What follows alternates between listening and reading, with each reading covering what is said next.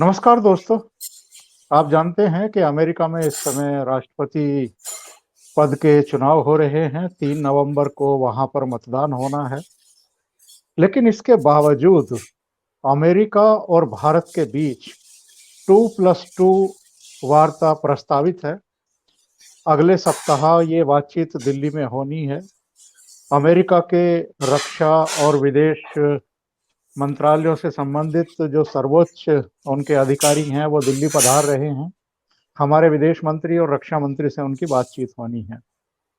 मेरे साथ इस मुद्दे पर चर्चा करने के लिए और आगे रोशनी डालने के लिए कि इस बातचीत का महत्व कितना है, मुद्दे कौन से हैं, इस पर चर्चा करने के लिए मेरे साथ जुड़े हुए हैं मेजर जनरल अश्वनी कुमार सिवाच, जो 37 साल तक देश की सेवा कर चुके हैं आर्मी में रह करके, और टेरिटोरियल आर्मी के हेड रहे हैं, चीफ रहे हैं।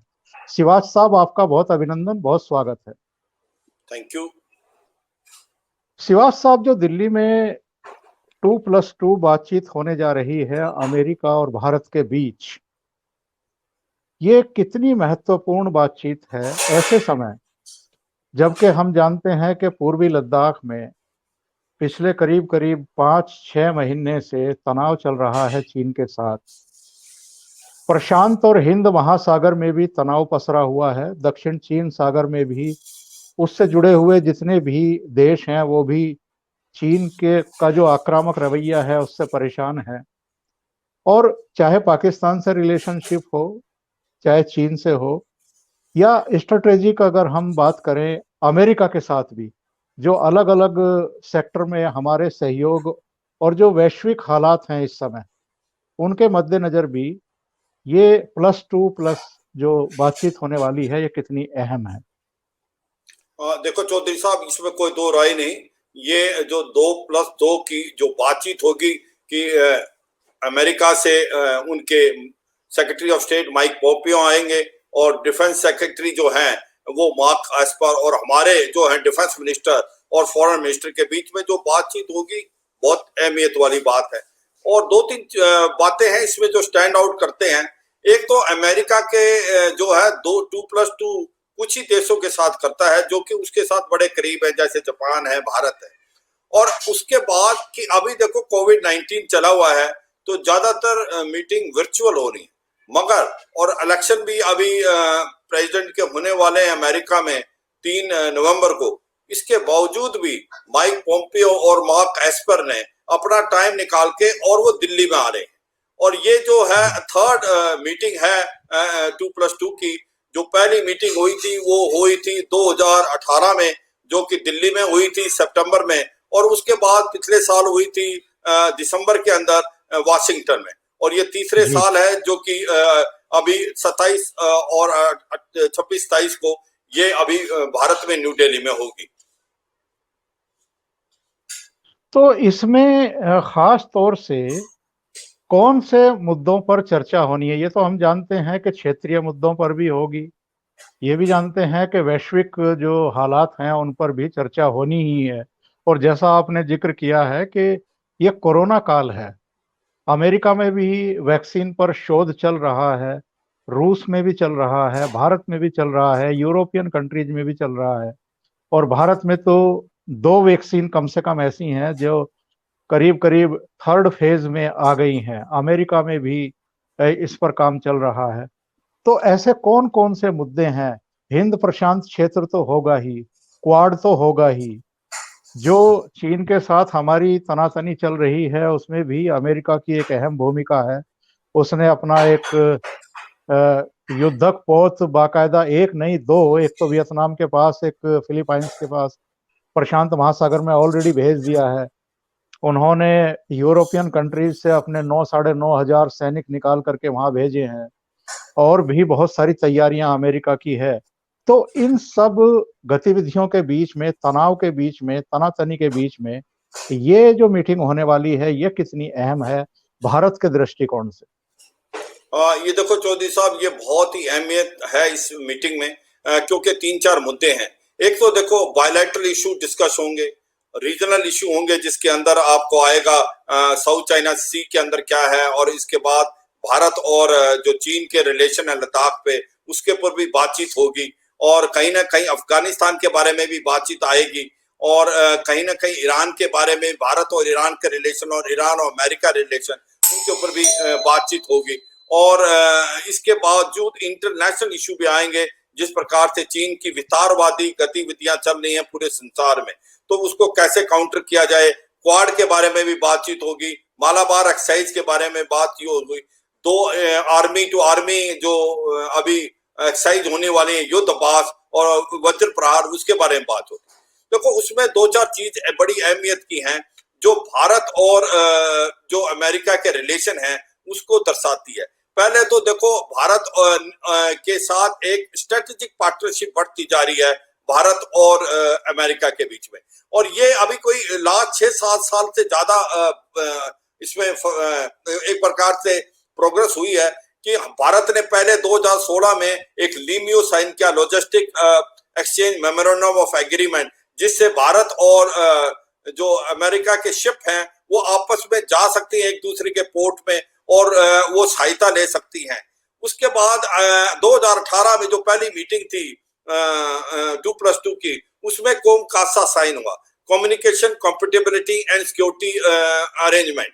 वो जो हुआ उसके अंदर ये हुआ कि भाई जो भी आपके पास बहुत आधुनिक हथियार है या सिस्टम है, उसको आप एक दूसरे से एक्सचेंज कर सकते हो। वो एक बहुत बड़ी बात हुई, क्योंकि भारत को अभी तक अमेरिका हिचकिचा रहा था लेटेस्ट टेक्नोलॉजी देने के लिए। कहीं ना कहीं उसे शक था कि कहीं वो रशिया को तो नहीं पास हो जाए, क्योंकि हमारे पास बहुत ज्यादा वेपन सिस्टम है जो रूस के है।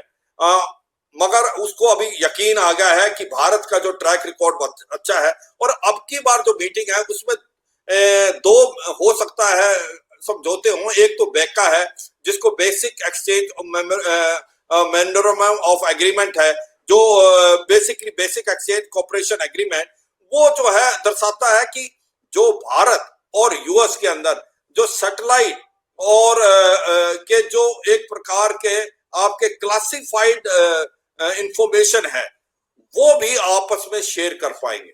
इससे बहुत फर्क पड़ने वाला है। अगर बीका साइन होती है जो basic exchange of cooperation agreement, उससे आपके पास जो जियो स्पेशियल है, मान लो आप सैटेलाइट वगैरह से जो इंफॉर्मेशन अमेरिका को मिलती है वो हमको पास कर सकता है।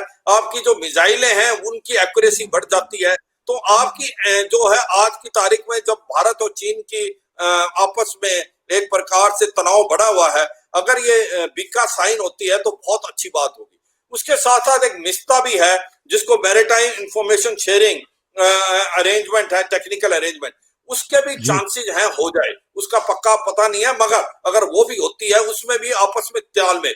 कहने का मतलब यह भारत और अमेरिका स्ट्रेटेजिकली एक दूसरे के बहुत नजदीक आते जा रहे हैं, और यह दर्शाता है कि ये जो एग्रीमेंट आपस में साइन हो रही, जो चीज अमेरिका नेटो कंट्रीज को भी नहीं देता, बहुत ज्यादा क्लोज अलाई को देता है टेक्नोलॉजी, वो भारत को देने के लिए तैयार है। वो जो है बातें बड़ी अच्छी है, मगर तो हम इस चीज को बड़े ध्यान से सोच रहे हैं और बातचीत कर रहे हैं। पर दो चार बातें और आएंगी जिसमें बड़ी अहमियत है, जो कि एक एट अ रीजनल लेवल तो आएगा आपका चीन के साथ जो हालात चल रहे हैं अभी लद्दाख के अंदर, उसके में बातचीत होगी। और अमेरिका ने विश्वास दिलाया है कि जो भी टेक्निकल सपोर्ट है, हथियार हैं, लेटेस्ट वेपन सिस्टम है, वो भारत को वो देगा, और बड़े कॉम्पिटिटिव रेट में देगा अगर जरूरत पड़े। क्योंकि सबसे ज्यादा इंपॉर्टेंट है, ये याद रखना, भारत सक्षम है चीन के साथ लड़ने के लिए, और भारत बैटल हार्डन आर्मी है, और भारत जो है आंखों में आंखें देख के चीन से बात कर रहा है। मगर हमें अमेरिका की सहायता चाहिए, स्पेशली इंफॉर्मेशन के लिए, और आपके लिए आर्टिफिशियल इंटेलिजेंस के लिए, आपके मेंटेनेंस के लिए, स्पेयर पार्ट्स के लिए, वो बहुत जरूरी है। अगर हमारा तालमेल अमेरिका से होता है तो बहुत जरूरी है। इसके साथ साथ हमारा एक बहुत इंपॉर्टेंट पॉइंट जो अमेरिका से है वो अफगानिस्तान के बारे में, क्योंकि अभी अफगानिस्तान से अमेरिका जाने वाला है दिसंबर, और उसके बाद मई तक निकल जाएगा। भारत ने हरदम यही बोला है कि अफगानिस्तान में जो इतना विश्वास पाकिस्तान पे कर रहे हैं अमेरिका और तालिबान पे, वो ठीक नहीं है। आप जब जाते हैं अफगानिस्तान से तो धीरे धीरे जाएं, एक वैक्यूम ना क्रिएट करें, क्योंकि भारत का बहुत बड़ा इंटरेस्ट है अफगानिस्तान में। वहां $3 बिलियन हमने इन्वेस्टमेंट किया है। तो ये भी अमेरिका को बताना है कि भारत को रेलेवेंट रहना है, क्योंकि हम चाहते हैं अफगानिस्तान में अफगान लेड और अफगान कंट्रोल जो है एक प्रकार से समझौता हो। तो ये बातचीत भारत बताएगा अमेरिका को कि पूरा पाकिस्तान पे विश्वास नहीं करना है, तालिबान पे इतना विश्वास नहीं करना है, और भारत के इंटरेस्ट का ध्यान रखना है जब भी बातचीत हो रही है अफगानिस्तान के बीच में, अफगान के बीच में और तालिबान। एक और इम्पोर्टेंट पॉइंट है ईरान के बारे में। ईरान तो है एक प्रकार से, क्योंकि ईरान एक बहुत इंपॉर्टेंट है भारत के लिए, क्यों हमने चाबार पोर्ट बनाया है और वहां पर बहुत इन्वेस्टमेंट की है, और वहां से जो रोड जाएगा नॉर्थ साउथ कॉरिडोर में भी जाएगा, जो कि किर्गिस्तान से होते हुए कजाकिस्तान और उसके बाद जाता है यूरोप में, रूस में, और ये अफगानिस्तान के लिए गेटवे है। तो भारत ये बता रहा है, अमेरिका को बताएगा कि ये जो काटसा लगाया है, countering America interest through sanction act, जो आपने काटसा की एक प्रकार के सैंक्शन लगा दी है, वो भारत में नहीं लगानी है, क्योंकि चाबार एक बहुत इंपॉर्टेंट है। अगर भारत चाबार में नहीं जाता है, ईरान ये समझता है कि भारत इन्वेस्टमेंट नहीं कर रहा है, बैंक पैसा देने को नहीं तैयार है, तो वो वहां पर चीन को बुला लेगा, और चीन अगर कूद गया तो अमेरिका के इंटरेस्ट के लिए भी खराब है और भारत के लिए तो भी है। तो इसलिए अमेरिका को यह समझाया जाएगा कि चाबार पे आप काटसा ना ही लगाएं और भारत को इन्वेस्टमेंट करने दें, और भारत जो है और ईरान के साथ अगर संबंध अच्छे हैं तो ये पूरे संसार के लिए अच्छे हैं, बिकॉज ये नॉर्थ साउथ कॉरिडोर सबके लिए फायदे को, ये एक बड़ी इंपॉर्टेंट चीज बताई जाएगी। और दूसरा एक जो बड़ा चीज है, ये भी बताया जाएगा कि भारत और रूस के जो रिलेशन है वो इंडिपेंडेंट है, वो अमेरिका के साथ नहीं है, क्योंकि कहीं ना कहीं अमेरिका प्रेशर डाल रहा था कि भारत S-400 जो है एयर डिफेंस सिस्टम, जो सबसे आधुनिक है वर्ल्ड में, उसको ना खरीदे, क्योंकि उसको शक है कि कहीं S-400 से उसके जो हथियार हैं, जो स्पेशली एयरक्राफ्ट हैं, उनकी जो एक प्रकार से कॉम्प्रोमाइज हो सकती है सिक्योरिटी। तो वो भी एक प्रकार बताया जाएगा कि भाई हमारे रिलेशन इंडिपेंडेंट है आपसे और रूस से हमारा 60 से 70% हथियार लेते थे, अब धीरे धीरे कम हो रहा है, अमेरिका की तरफ झुकाव बढ़ रहा है, इजराइल की तरफ, मगर अभी तक हम उनके ऊपर भी डिपेंडेंट हैं, और हम S-400 जो लेंगे उस पे आप काटसा नहीं लगाना, नहीं तो बड़ा प्रॉब्लम आ जाएगा, और हम इस चीज का यकीन रखेंगे कि आपकी भी जो रिक्वायरमेंट है उसको मद्देनजर रखें। तो ये तो चीजें आपस में रीजनल लेवल पे होगी। और दूसरा है एक अभी जो इंडो पैसिफिक पे, उस पे बहुत इंपॉर्टेंट चीज है जो तालमेल भारत और अमेरिका का, कि अभी मालाबार एक्सरसाइज होने वाली है, जो कि अगले महीने होगी, जिसके अंदर भारत भी है, यूएस भी है, अमेरिका भी है, और जापान भी है, और अभी इस साल ऑस्ट्रेलिया भी आ गया, जो कि चारों के चारों क्वाड के मेंबर हैं। और भारत और अमेरिका मिलके, और ये चारों देश, हम यही बता रहे हैं चीन की विस्तारवादी गतिविधियों को एक प्रकार से चैलेंज है। हम कहते हैं इंडो पैसिफिक फ्रीडम है, फ्री फॉर नेविगेशन होना चाहिए, रूल ऑफ लॉ होना चाहिए, और किसी पे कोई दबाव नहीं होना चाहिए। ये एक बहुत बड़ी जो मैसेज भेज रहे हैं मालाबार एक्सरसाइज के थ्रू चीन को, और क्वाड को के साथ भी भारत कहीं ना कहीं ये बताना चाहता है कि अगर विस्तारवादी गतिविधि चीन की रहती है, तो ऐसा नहीं है कि इसकी दादागिरी कोई सहेगा। आने वाले समय में इंडो पैसिफिक में एक प्रकार मल्टीलैटरल जो बन के आई है, 4 कंट्री जो है, वो उसको चैलेंज करेगी, और कहीं ना कहीं ये भी दर्शाता है कि कल को लड़ाई हो जाती है भारत और चीन के बीच में, तो भारत की जो सक्षम है, स्पेशली जो हमारा मलक्का स्टेट है इंडोनेशिया के पास, जहां 70 से 80% चीन का जो ट्रेड जाता है, ऑयल जाता है, क्योंकि चीन के पास 50-60 दिन से ज्यादा ऑयल नहीं है। अगर बाई चांस लड़ाई होती है तो हमारे साथ काबिलियत है अमेरिका के साथ मिलके हम मलक्का स्टेट को ब्लॉक कर सकते हैं, और वो चीन को एक चिंता का विषय है। अगर लड़ाई होती है तो हम इतने काबिल हैं, भारत की नेवी इतनी काबिल है कि मलक्का स्टेट को चोक कर सकती है। तो ये कुछ एक और पॉइंट हैं जो कि डिस्कशन में आएंगे। जनरल साहब, बहुत महत्वपूर्ण जानकारियां आपने दी हैं, लेकिन मैं एक दूसरी तरफ आपका ध्यान दिलाना चाहता हूं भारत की निर्भरता चीन पर व्यापार को लेकर के है।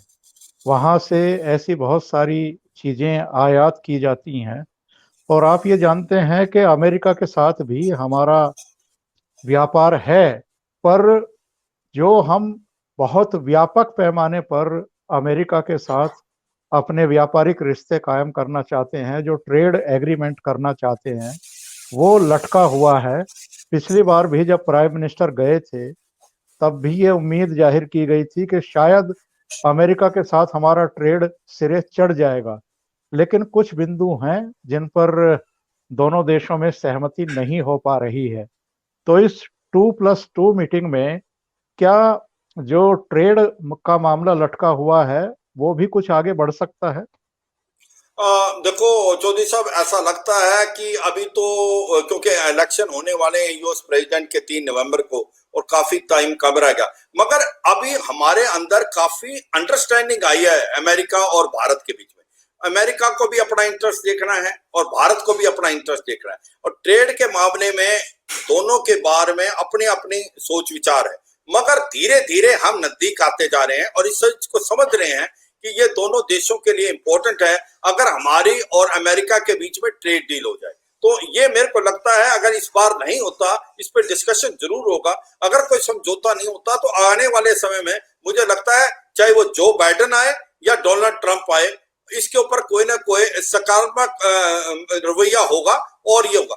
दूसरी बात चौधरी साहब, एक चीज समझनी पड़ेगी कि हमारा जो हथियार थे, हम 70% से ज्यादा हम हथियार रूस से खरीदते थे, मगर जब से हमारा स्ट्रेटेजिक अलायंस बढ़ा है अमेरिका के साथ, तो अब जो हम 5 से 10% खरीदते थे, अब वो 15 से 20% हो गया है जो हमने लिया है अभी यूएस से, और कम से कम $20 बिलियन का हमारा समझौता हो रहा है। उसके अंदर जो हथियार लिए हैं वो काबिल तारीफ है। देखो, हमने लिया M777 लाइट अल्ट्रा हाउजर, जो कि एक प्रकार इसको चीन के अंदर बहुत फायदा देगी, क्योंकि उसको उठा के हम एक से दूसरी जगह, और ये बहुत अच्छी एक प्रकार से आर्टी गन है, इसको एक वैली से दूसरी वैली में ले जाया जा सकता है, बहुत हल्की है, इसको चिनूक के द्वारा आप मूव कर सकते हो। उसके बाद जो हमने एयरक्राफ्ट खरीदे हैं वो भी एक काबिल तारीफ है।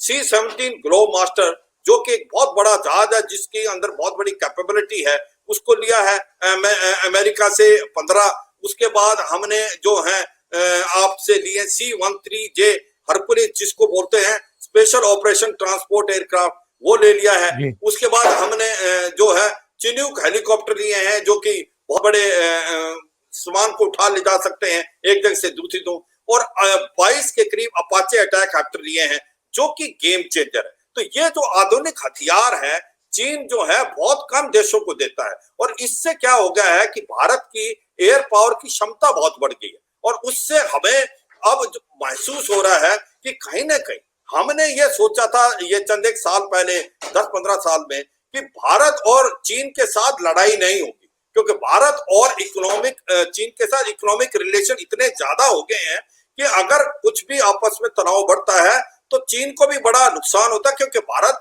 बहुत बड़ी मार्केट है।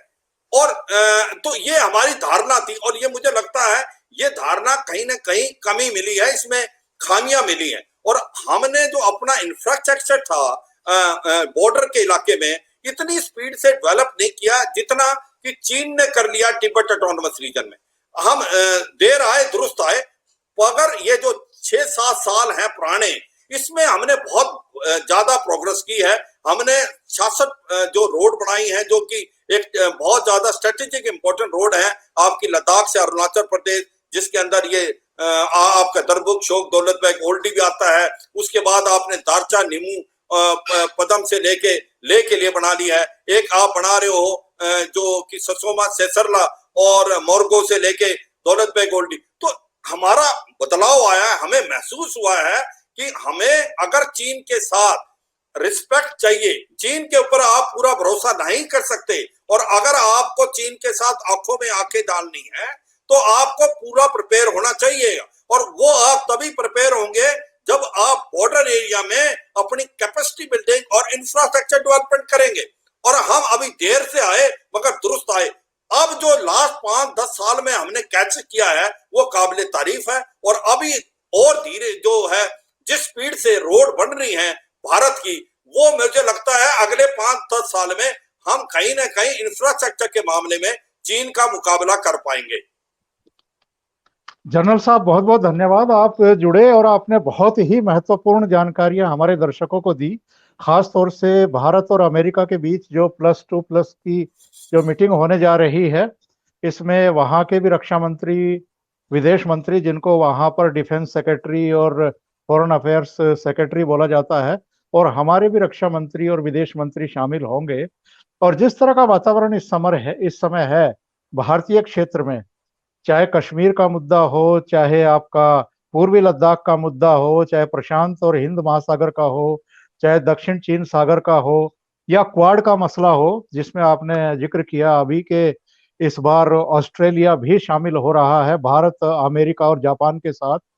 तो ये सब ऐसे मुद्दे हैं और ये इतनी महत्वपूर्ण मीटिंग है जिस पर दुनिया भर की नजर तो रहेगी ही, खास तौर से पाकिस्तान की और चीन की भी नजर रहेगी कि भारत और अमेरिका के बीच में जो सहयोग का सामरिक और रणनीतिक क्षेत्र में जो एक सिलसिला चल रहा है वो और कितना आगे बढ़ता है। और जैसा मैंने आपसे प्रश्न पूछा था कि क्या चीन से हमारी व्यापारिक जो निर्भरता है वो कम होगी और अमेरिका के साथ हमारा ट्रेड एग्रीमेंट सिरे चढ़ेगा, उस पर भी आपने कहा है कि भाई 3 नवंबर को वहां पर राष्ट्रपति के चुनाव होने जा रहे हैं। लेकिन जैसी मेरी सूचना है और आपको भी जानकारी होगी कि वहां के विदेश विभाग के प्रवक्ता ने ये कहा है इस मीटिंग से ठीक पहले कि ये आगामी 4 वर्षों के लिए जो हमारे दोनों देशों के बीच में सहयोग का जो एक वो है उसकी आधारशिला रखने वाले हैं। ये मीटिंग में आगामी 4 वर्षों के लिए, चाहे गवर्नमेंट ट्रंप की रहे या बिडेन आए, पर 4 साल तक ये जो आगे की रणनीति है अलग अलग क्षेत्रों में उस पर काम होगा। तो जनरल चौधरी साहब साहब बहुत जी एक और जी इसमें इम्पोर्टेंट चीज है जो आपने जी बहुत ठीक बोला कि भारत ने के साथ अमेरिका के जो रिलेशन बढ़ते जा रहे हैं वो डिप्लोमेटिकली भी, पॉलिटिकली भी, इकोनॉमिकली, और इसमें कोई शक नहीं कि ट्रेड डील होगी आने वाले टाइम में किसी की भी गवर्नमेंट। दूसरा, भारत ने एक चीज बहुत इंपॉर्टेंट बताई है अमेरिका को कि जो हथियार आपके सबसे मॉडर्न हैं आप हमें वो दे, क्योंकि हमें जी जो स्पेशली जो एयरफोर्स के बारे में, क्योंकि अभी हमें मीडियम मल्टी कॉम्बैट एयरक्राफ्ट चाहिए करीब करीब 100 के करीब। जो अमेरिका है वो F-21 की तरफ देने चाहता था, वो जो कि F-16 का ये एक प्रकार से इम्प्रूव वर्जन है।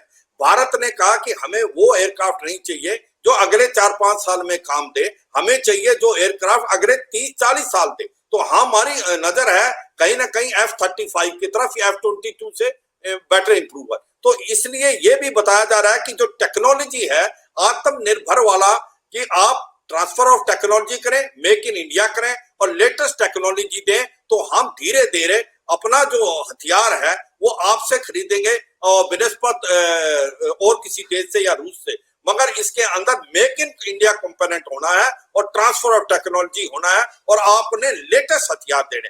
मुझे लगता है इसके बीच में जो बातचीत चल रही है भारत और अमेरिका के बीच में, दोनों को अंडरस्टैंडिंग आई है और ये एक विन विन सिचुएशन है। अगर भारत और अमेरिका मिलते हैं, largest and you can oldest democracy मिलते हैं, तो ये पूरे वर्ल्ड के लिए एक अच्छी सूचना है और मुझे लगता है कि ये दोनों के लिए win win situation.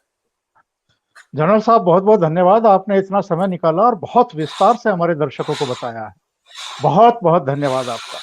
Thank you very much. जय हिंद। Thank you sir.